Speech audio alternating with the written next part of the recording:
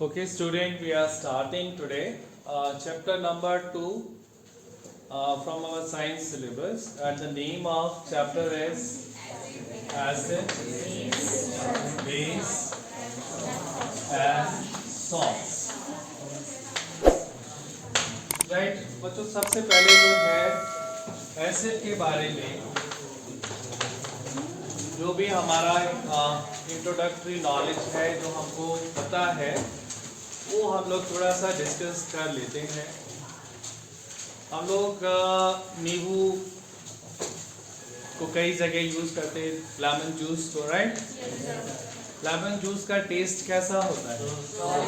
Sawar in test, खट्टा होता है। SOUR, Sawar in taste, right? कई सारे लोग जो है वो अनियन के अंदर विनेगर डालते हैं, या नूडल्स के अंदर विनेगर यूज किया जाता है, और विनेगर अगर बहुत ज़्यादा हो जाता है बच्चों नूडल्स में, तो उसका टेस्ट भी जो है वो सावर हो जाता है। सावर ही बोले तो ज़्यादा बेहतर है बच्चों, सावर इन टेस्ट, ये खट्टा हो जाता है, राइट? तो अनियन जो विनेगर है और जो लेमन जूस है, उसमें एक चीज कॉमन है।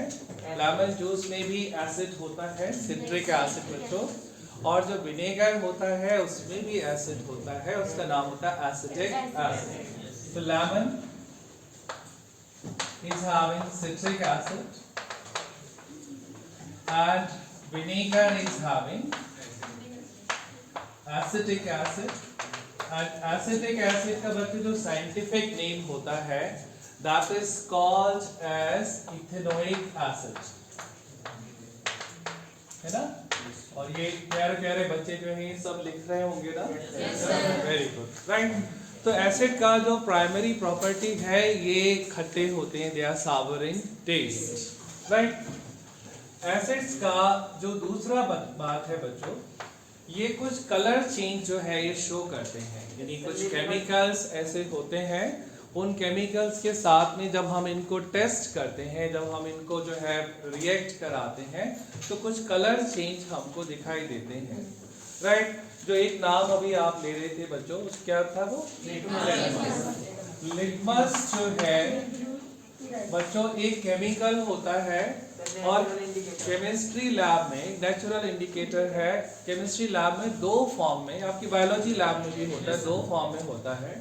लिटमस जो है बच्चों सॉल्यूशन भी होता है, और इसी सॉल्यूशन को पेपर पे जो है वो आपका जो ब्लॉटिंग पेपर होता है, थिक पेपर होता है, उस पे भी एब्जॉर्ब करके इसकी स्ट्रिप्स बना दी जाती हैं, उसको हम लिटमस पेपर कहते हैं।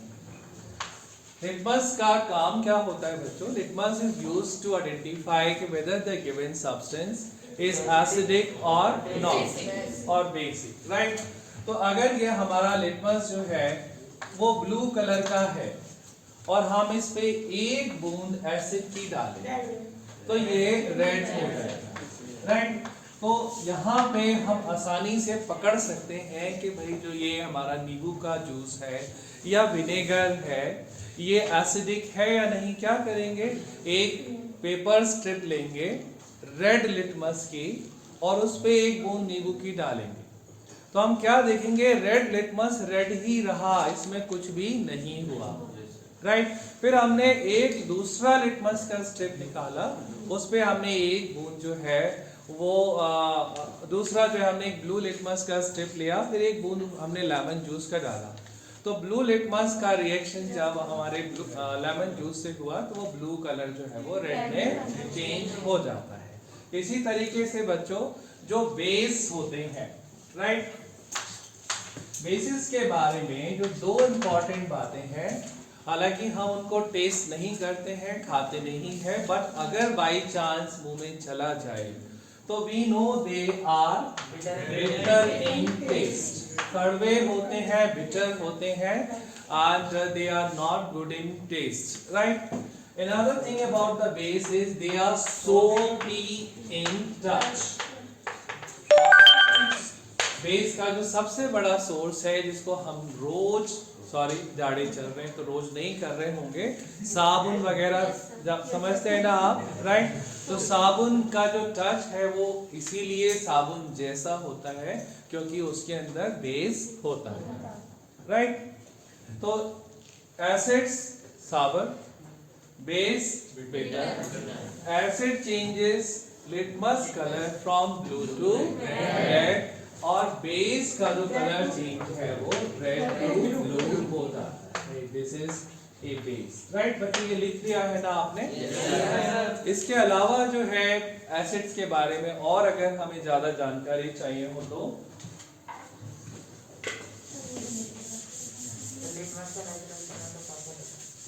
देखिए, कुछ और ऐसे एसिड हैं जो इतने कॉमन नहीं है, जैसे हमारा सिट्रिक एसिड या लेमन जूस हो गया या विनेगर यानी एसिटिक एसिड हो गया। हमारे स्टमक के अंदर राइट हाइड्रोक्लोरिक एसिड होता है, हाइड्रोक्लोरिक एसिड। और बच्चों हाइड्रोक्लोरिक एसिड का formula H capital, C L small, HCl aqueous यानी हाइड्रोक्लोरिक एसिड, राइट। ये एसिड जो है स्टमक में होता है, हमारे फूड के डाइजेशन में हेल्प करता है। ये बैक्टीरिया वायरस जो इनिशियली फूड के साथ आ जाते हैं उनको भी किल करता है, और फूड को डाइजेस्ट होने में जो है प्रॉपर एसिडिक मीडियम देता है, जिसकी वजह से फूड का डाइजेशन स्टमक में अच्छे से शुरू हो जाता है, राइट। नेक्स्ट है बच्चों आपका ये सल्फ्यूरिक एसिड, ये है आपका H2SO4। नेक्स्ट है बच्चों नाइट्रिक एसिड। ये सारे फॉर्मूले हमको याद हो जाना चाहिए बच्चों, ये मिनिमम एसिड है, कम से कम है जो हम हर बच्चे के टिप्स पे होना चाहिए। नाइट्रिक एसिड का फॉर्मूला है बच्चों HNO3, नाइट्रिक एसिड, राइट। तो आज हमने अभी तक कितने एसिड पढ़ लिए? सिट्रिक एसिड, सिट्रिक एसिड का फॉर्मूला नहीं लिखा है, ऑर्गेनिक एसिड है, बड़ा फॉर्मूला होता है, राइट। दूसरा हो गया आपका विनेगर, एसिटिक एसिड हो गया। तीसरा आपका हाइड्रोक्लोरिक एसिड हो गया। चौथा सल्फ्यूरिक एसिड हो गया। पांचवा नाइट्रिक एसिड हो गया। कर्ड में लैक्टिक एसिड होता है, lactic acid is in curd, यानी कि दूध जब फट जाता है तब भी उसके अंदर लैक्टिक एसिड बनता है। और बच्चों जो हम ज्यादा मेहनत करके या जब बाहर से आते हैं हमारी बॉडी से स्मेल आती है तो वो भी लैक्टिक एसिड की वजह से होती है। मसल्स जब ज्यादा काम करती है हमें थकान फील होने लगती है तो मसल्स के अंदर भी जो है वो लैक्टिक एसिड का स्टोरेज बढ़ जाता है। This is there, right. बहुत सारे एसिड्स होते हैं बेटा, एसिड्स का पूरा दुनिया है। We are just beginning with the starting of some of the acids here, right. Now बच्चों नेक्स्ट जो है, अगर एसिड्स के बारे में हमको नाम पता लग गया, इनका एक इनिशियल बिहेवियर पता लग गया, तो कुछ और चीजें हमको जो है वो पढ़नी होंगी। Other than litmus, acid can also be tested by certain other chemicals, यानी कि लिटमस के अलावा कुछ और भी केमिकल्स होते हैं जिनकी हेल्प से हम एसिड्स को आइडेंटिफाई कर सकते हैं। ये कौन कौन से होते हैं? देखो, सबसे पहले तो हम इनका नाम लिखते हैं। ये इन केमिकल्स को जिनके दो अलग अलग कलर होते हैं एसिड में और बेस में, इनको हम कहते हैं इंडिकेटर। इंडिकेटर का डेफिनेशन लिख लीजिए। Indicators are the chemicals which have different color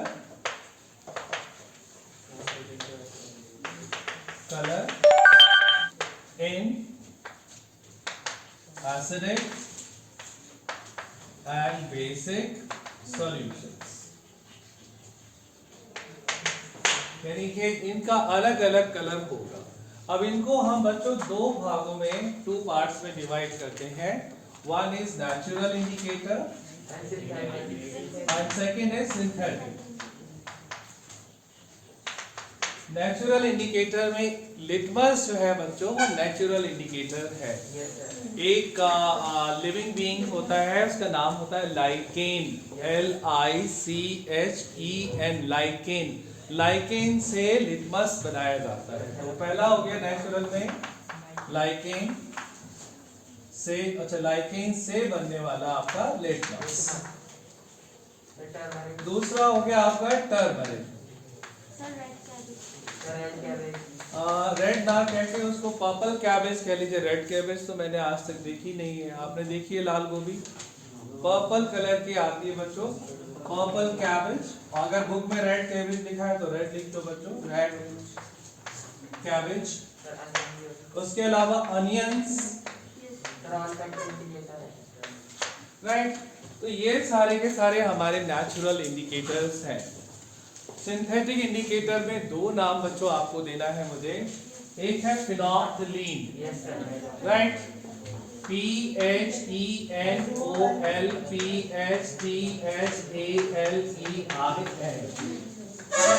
इसको हम प्रोनाउंस करते हैं फिनोल्फथलीन, राइट।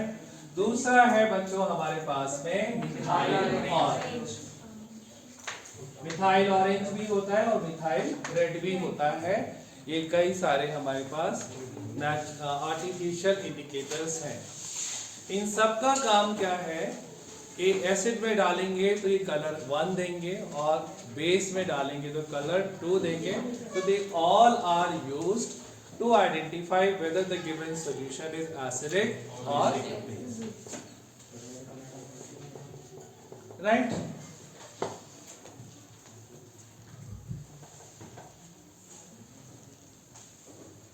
लिटमस का कलर तो मैं आपको बता चुका हूं ना। टर्मरिक का कलर आपको मालूम है, टर्मरिक येलो तो होती है। Okay, now acid plus metal is equal to salt plus hydrogen gas, right. अब इसमें बेटा कुछ चीजें हम लोगों को समझ लेना चाहिए कि एसिड मैंने 5 बताया आपको, राइट। आसान आसान से चले। एसिटिक एसिड यानी CH3COOH, hydrochloric acid HCl, sulphuric acid H2SO4, nitric acid HNO3। इसके अलावा HF, HBr और भी बहुत सारे एसिड होते हैं, राइट। हर एसिड का ये रिएक्शन होगा, यानी आपको एसिड का चॉइस करना पड़े ये प्रॉब्लम तो नहीं है। All the acid will give this reaction, but the question is will all the metals will give this reaction और नॉट। यानी सारे एसिड, कोई सा भी एसिड आप बंद उठा करके आप लेंगे और डालेंगे तो रिएक्शन होगा बस। लेकिन मेटल्स में ऐसा नहीं है। मेटल्स का पूरा एक रिएक्टिविटी सीरीज है, उसमें बीच में एक हाइड्रोजन भैया बैठे हैं यहाँ पे रिएक्टिविटी सीरीज में, राइट। हाइड्रोजन भैया के ऊपर वाले जितने एलिमेंट हैं दे ऑल विल रिप्लेस, यानी लिथियम आ जाता है, सोडियम आ जाता है, जिंक आ जाता है, राइट, आयरन आ जाता है। It all will give above reaction। क्यों बच्चों? क्योंकि ये मेटल्स जो है ये रिएक्टिव मेटल्स हैं और हाइड्रोजन से नीचे वाले जो मेटल हैं बच्चों ये जरूर नोट करना है ना, क्योंकि रिएक्शन में अगर कुछ दे दिया तो होगी भी या नहीं होगी रिएक्शन, ये कैसे पता लगेगा? If they are above hydrogen, they will give. For example, few are mentioned here, right?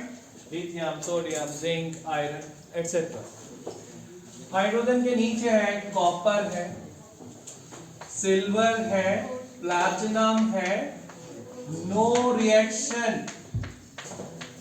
यानी ऊपर जो लिखा है ये रिएक्शन नहीं होगी। There will be no reaction with all this less active और इनएक्टिव मेटल।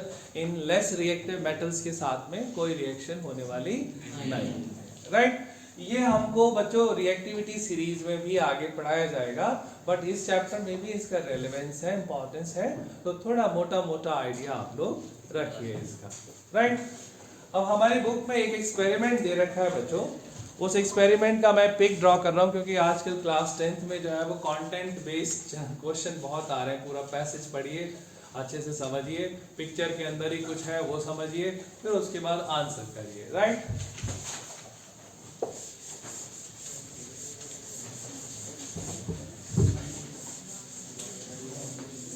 इन्होंने एक्सपेरिमेंट, बेटा फिगर नंबर क्या है? 2.1 फिगर नंबर 2.1 रिएक्शन है जिंक प्लस एसिड का नाम बताइए, सल्फ्यूरिक एसिड या hydrochloric acid? Sulphuric acid gives you zinc sulfate plus hydrogen gas, right? ये ना समझे कि जो पिक्चर बनी है इससे कोई चीज या कोई इंफॉर्मेशन नहीं मिल रही है, बहुत सारी इंफॉर्मेशन है, सारी प्रैक्टिकल इंफॉर्मेशन इसी पिक में है। ध्यान से देखिए इसको। एक स्टैंड लगाया है, कोई बात नहीं, स्टैंड पे एक टेस्ट ट्यूब लगाया है बच्चों इन्होंने, टेस्ट ट्यूब के ऊपर एक स्टॉपर लगाया है, एक यहाँ पे डिलीवरी ट्यूब डाली है और यहाँ पे आपका सल्फ्यूरिक एसिड एक्वस है और जिंक के जो है लम्प्स हैं, ग्रैन्यूल्स हैं, पीसेस हैं बच्चों यहाँ जिंक सॉल्ट, राइट? फिर इस ट्यूब को खाली छोड़ दिया क्या? नहीं, इसको कहाँ गए? दूसरे एक वाटर ट्रे में ले गए। वाटर ट्रे में इस ट्यूब को पानी के नीचे डुबो दिया, राइट? फिर यहाँ पे क्या किया इन्होंने?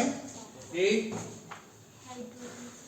हाइड्रोजन गैस जो है इन्होंने यहाँ पे टेस्ट ट्यूब लगा के, बच्चों टेस्ट ट्यूब शायद बुक में नहीं दे रखी है, बट एक क्या करते हैं अपने हाथ में टेस्ट ट्यूब में पानी भरते हैं, अंगूठा लगा लेते हैं, राइट? फिर उसको उल्टा करते हैं, पानी नहीं निकलेगा, अंगूठा लगा है ना, फिर उसको हम ट्रे में डुबोते हैं।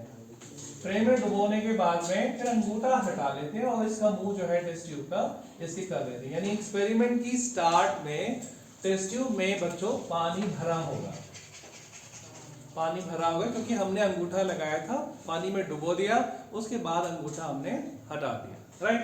तो ये आ गया यहाँ पे। फिर इसमें क्या करते हैं बच्चों, ये रिएक्शन भी ऐसे नहीं होती है, इसमें जिंक के ग्रेन्यूल डाल के रखते हैं और एक छोटी टेस्ट ट्यूब में अंदर सल्फ्यूरिक एसिड लेते हैं, वो धागे से उसको खींच देते हैं, उससे जो है वो पता लग जाता है कि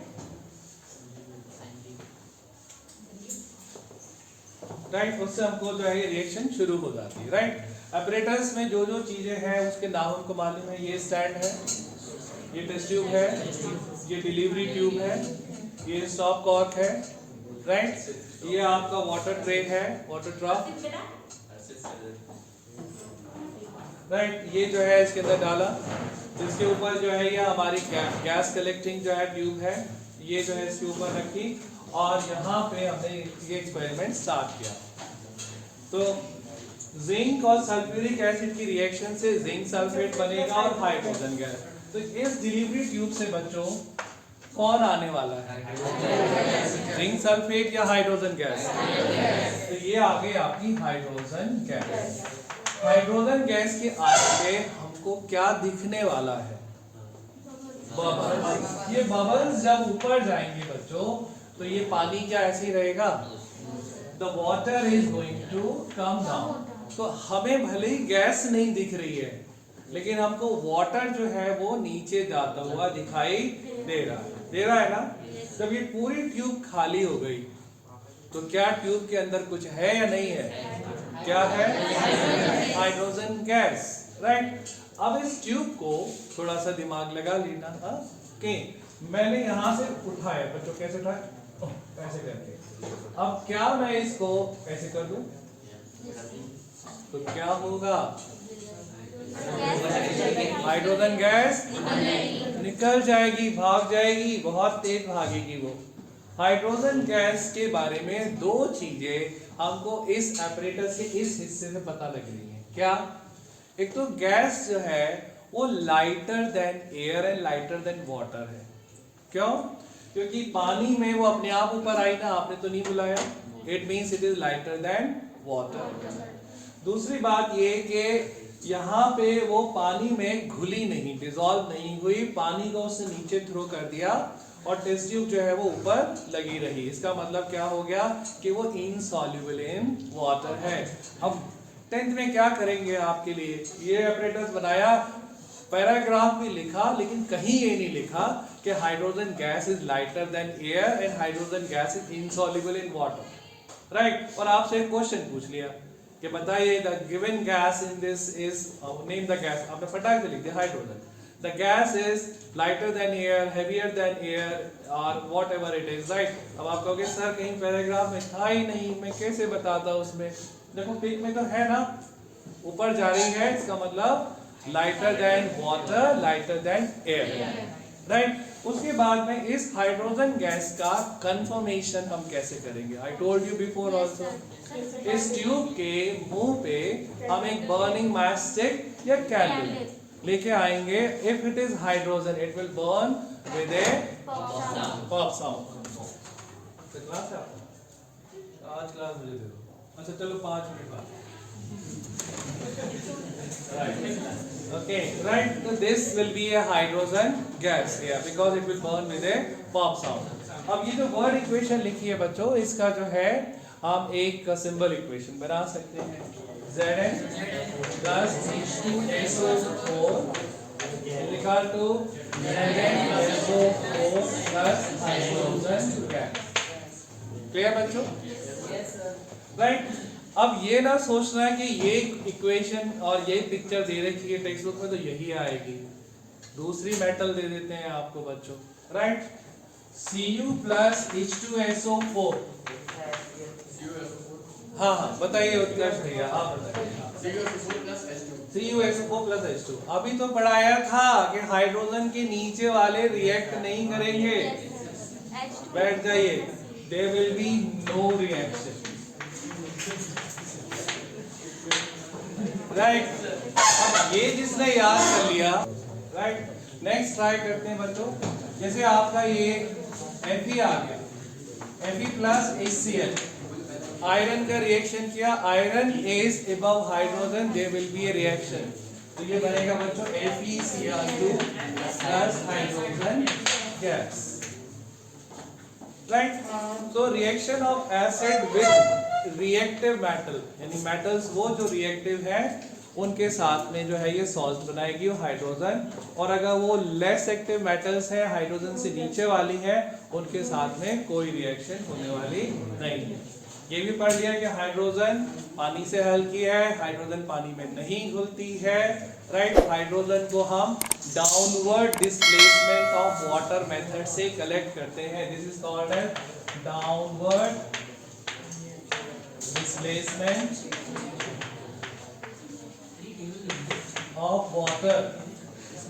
इस मेथड से हम इसको कलेक्ट करते हैं। ये पूछेंगे आपसे कि भाई हाइड्रोजन कलेक्ट करना है तो इन चार में से कौन सा मेथड यूज करें? We will say downward displacement of water because hydrogen is insoluble in water, hydrogen is lighter than water, it will go up, water will come down and we will get an empty test tube, that's fine. Right, now we will go for the next chemical property of acids. Right, can I run this? Next क्या है बच्चों? Property number 2, reaction of carbonate plus acid. यानी carbonates का reaction जो है वो acid के साथ में क्या होता है ये हमको अभी पढ़ना है, राइट। तो क्या होगा इसमें बच्चों? पहले तो बच्चों मैंने इसीलिए तो फर्स्ट चैप्टर में ज्यादा टाइम लिया। कार्बोनेट्स क्या होने वाले हैं? जिसके लास्ट में CO3 आएगा, CaCO3, Na2CO3, Li2CO3, कोई सा भी कार्बोनेट आ सकता है। आपको ये नहीं कहना है कि बुक में नहीं था तो I don't know, if it is CO3 it is a carbonate. तो चलो सबसे आसान वाला पहले ले लेते हैं, calcium carbonate, we call it as a limestone plus HCl यानी हाइड्रोक्लोरिक एसिड, सबसे आसान एसिड। तो यही रिएक्शन क्या होने वाला है बच्चों? सॉल्ट बनेगा, राइट, वाटर बनेगा और कार्बन डाइऑक्साइड, राइट। ये हो गया आपका कार्बोनेट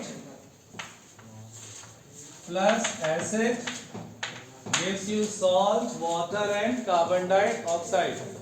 यहाँ पे हमने क्या किया? सॉल्ट बनाया। अब सॉल्ट देखो बच्चों, या तो रटना पड़ेगा या समझना पड़ेगा। समझना is a easier way. Calcium का वैलेंसी 2, किसने बताया? ग्रुप 2 में है। क्लोरीन का वैलेंसी 1, किसने बताया? 17 ग्रुप में है, तो 1 वैलेंसी होगा। सॉल्ट का फॉर्मूला नहीं बना सकते, क्या होगा?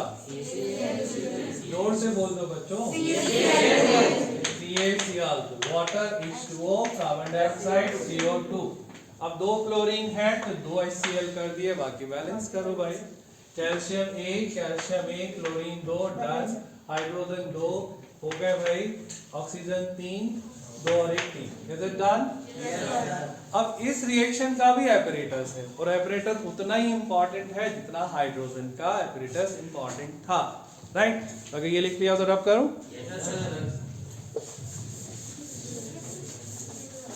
क्या एक स्टैंड है बच्चों, और स्टैंड में इन्होंने फिर से एक टेस्ट ट्यूब लगा दी, और टेस्ट ट्यूब के ऊपर एक स्टॉपर लगा दिया। फिर एक डिलीवरी ट्यूब है ये, जिसके अंदर जो है ये आपका लाइमस्टोन कैल्शियम कार्बोनेट सॉलिड आ गया बच्चों, और ये आपका हाइड्रोक्लोरिक एसिड HCl एक्वस आ गया, राइट?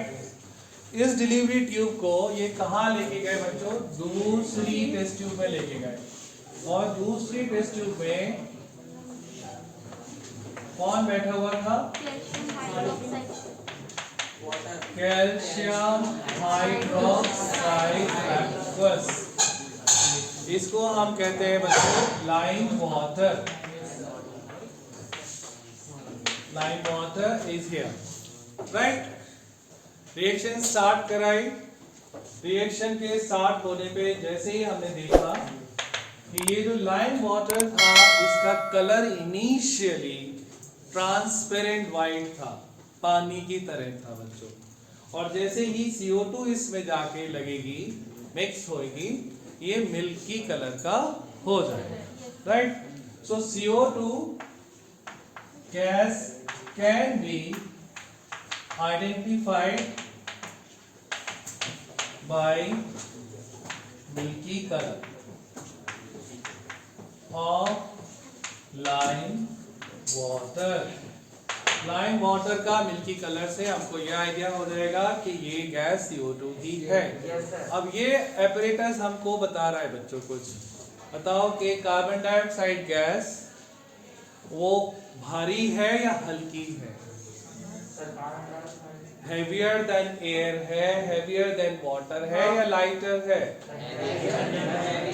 हैवी है। क्यों?